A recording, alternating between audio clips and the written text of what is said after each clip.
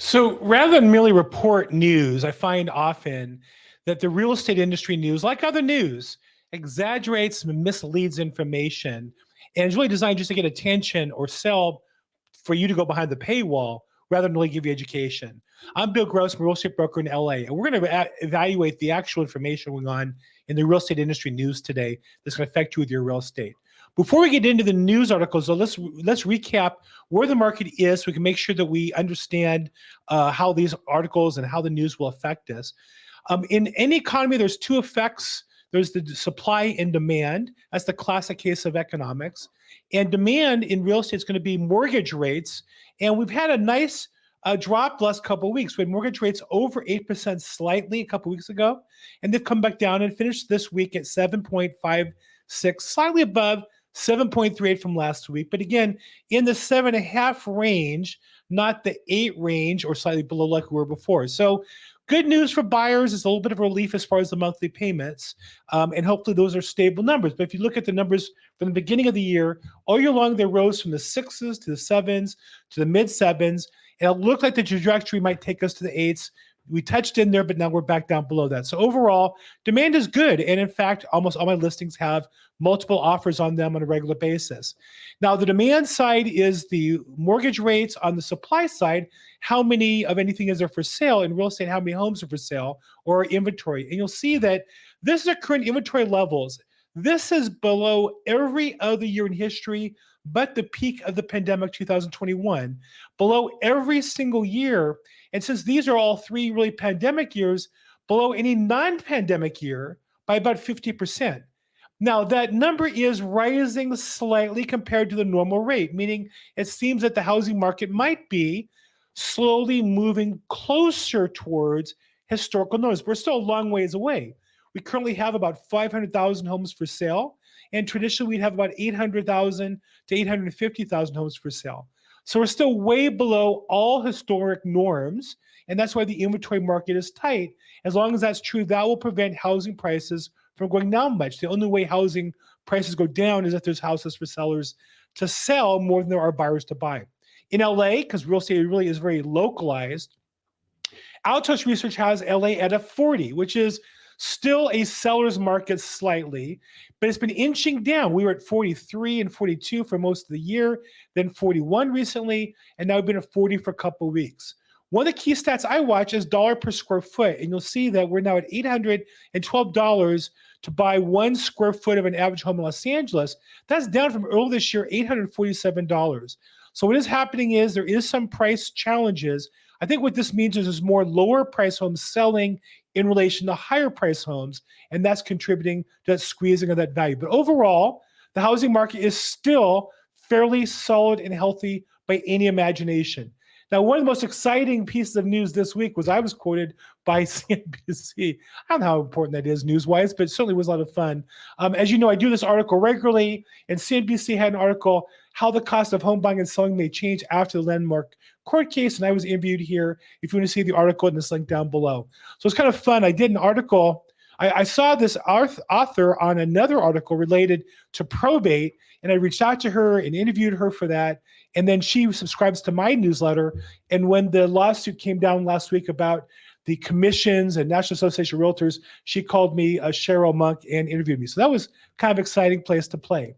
Another piece of interesting news I saw last week, one of my favorite podcasters, Graham Stephan, had this graphic that he had that shows that while the United States is number 3 in average wealth in the world, meaning our country is very wealthy, we're number 42 in home ownership rates. And you can see that we're way below China, India, Soviet Union, or Russia, and other places in the former Soviet Union. Well below those other places, well below Mexico. More Mexicans by percentage own their homes than Americans. Really troubling, since the American dream has long been considered to include your own home, and that appears not to be part of the American dream anymore. It's still a dream of people worldwide coming here, but they're not getting that part of the dream specifically satisfied. So that was kind of interesting from Graham Stephan. Another thing that we're seeing a consistent theme in the news that we're getting confirmed every week is that our economy is splitting into a have and have-nots. Here's an example of that, where mortgage originations You can see here, if you go back in 2000, when this is 2012, how many more there were of the blue, which are higher credit, but still you had lower credit still fairly active. If you look at now, the lower credit numbers have really been crushed tremendously, way lower than they were in these years. And the overall numbers are still fairly consistent with over the last 10 years or so. So what's really happening is, in particular, the people who can't buy homes are increasingly the lower credit score people. Now, you might say that's a good thing because we don't want people with bad credit scores to buy. You might say it's a bad thing. We're not moving people up through the economic chain. I would say overall, owning homes gets people to own a stake in our community and will in the long run be good. So the fact that people can't afford homes is never really a good thing. Another piece of news, I think this one we're going to follow under Bill was right. You know, I always laugh at the articles when you have government officials or politicians say we have a housing crisis, an affordability crisis. We don't have that. We have a government spending too much money that created inflation and rose rates. That's bad. And we have local and state governments that won't let us build houses. That's bad. Finally, we have somebody, a leader on the same lines.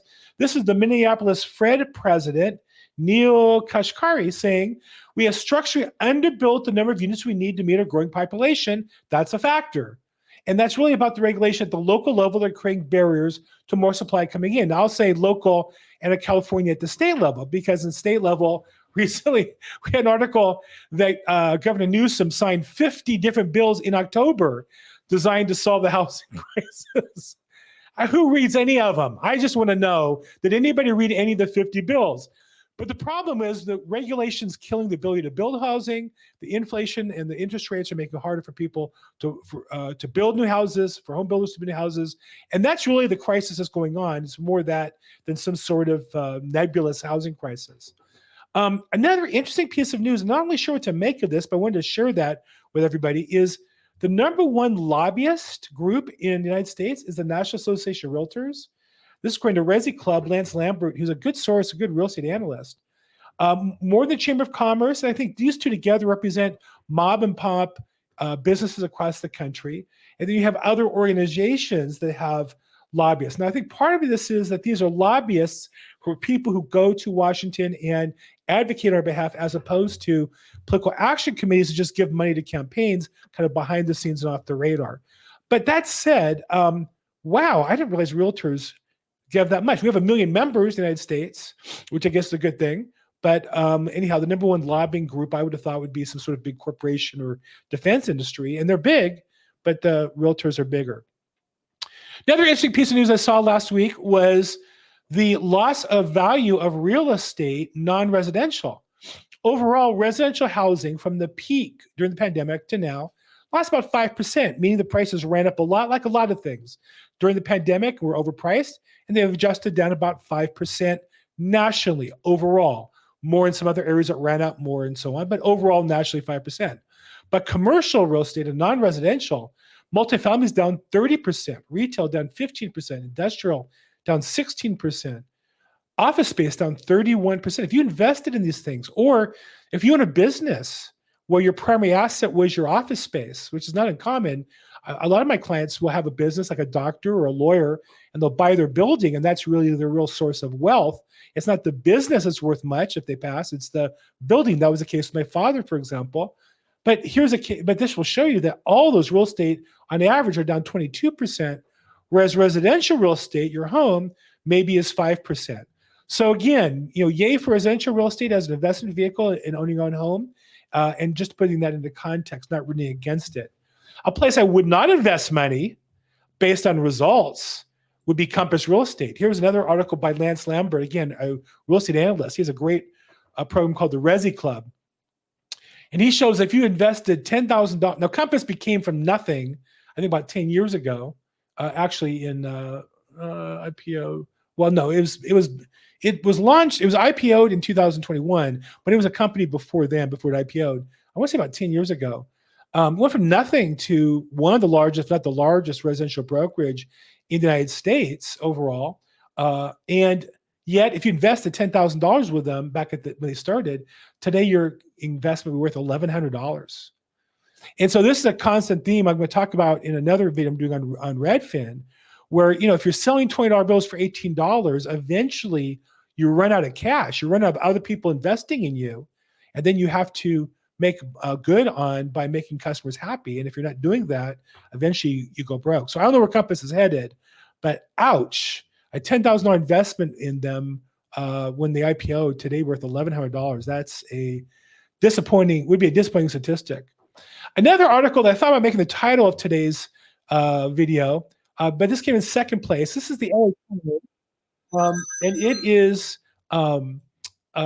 droves of Californians are moving to Texas.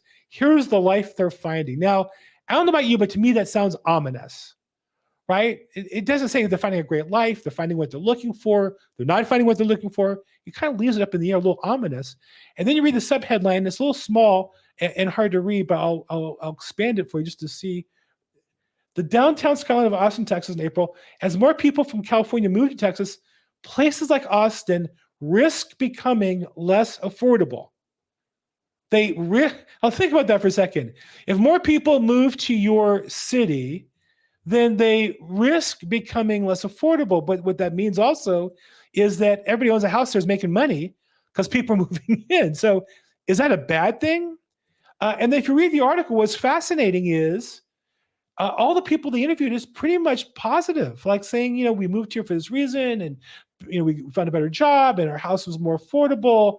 Now, this is all behind the paywall. I use a program to get around the paywall because I don't want to subscribe to LA Times. I don't think it's worth the paper it's printed on. And the one negative they say is some people blame Californians for driving up the price of houses. Well, okay, guilty of that. But the funny thing is, to me, the LA Times has consistently in my lifetime been behind our politicians in LA and in the state, the consistent policies that have destroyed our education system, that have made it harder to do business here, the things that are driving people out, made it harder to build houses. This is the LA Times opinion section for the last 50 years of my lifetime. And here's an article saying people are leaving California to go to Texas, and they can't even find some good reasons to stay in California. I live here. I live in California. I'm a native Californian.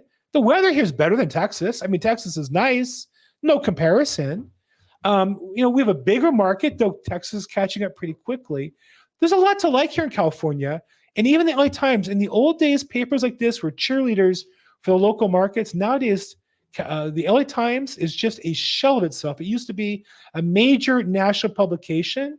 And now, really, they have to mislead with headlines and kind of, cheerlead with nefarious headlines that make no sense at all. So anyhow, that's my take on that article. What do you think? And what do you think of California versus Texas? I'm not going to move to Texas. I actually used to live in Florida. Might consider moving back there. I'm going there with my family for vacation upcoming. But there's a lot to love in California, but even the LA Times can't mention it. But what do you find? If you live here in California, do you like living here? Do you plan to leave? Is that an exaggeration to say people are moving to Texas in droves? I'm Bill Gross, and what should you do? It always gets down to your particular situation. If you're looking to buy a house, whether it be in Texas or California, get the right strategy. Let's get together. And if you're looking to sell a house, it might be a great time to sell, even with the holidays. Let's get together and talk about it and put a plan that's best together for you. Don't follow the news. Follow the actual stats that affect your house, your business, and your family. I'm here to help you with that. So I'm Bill Gross at BillGrossProbate on social media. Call, text, or email me if I can help you in any way.